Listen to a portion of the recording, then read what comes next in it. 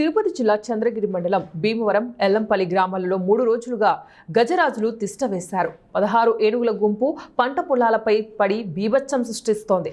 రైతులు కంటి మీద కునుకు లేకుండా గడుపుతున్నారు. అటవీ సమీపంలోని పంటలను ధ్వంసం చేసిన ఏనుగుల గుంపు ఏనుగుల దాడిలో వరి, అరటి చెట్లు, టెంకాయ వంటి పంటలు ధ్వంసం చేశాయి.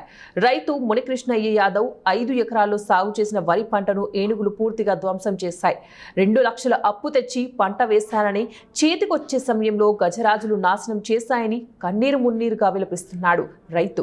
ఎండాకాలం ప్రారంభం కావడంతో అటవీలో త్రాగునీరు, తిండి లేక అటవీ సమీపంలోని పొలాల మీదకు వస్తున్నాయి. గత వారం రోజులుగా పాకాల, చిన్నగొట్టిగల్లు, చంద్రగిరి పరిసరాల్లో సంచరిస్తున్న ఏనుగులు గుంపు సంచరిస్తూ ఉంది. ఇప్పటికైనా CM Chandrababu Naidu, deputy CM Pawan Kalyan, MLA Pulivarthi Nani అధికారులు స్పందించి ఏనుగుల నుండి పంటలను రక్షించే విధంగా చొరవ చూపాలని రైతులు ప్రభుత్వాన్ని కోరుకుంటున్నారు.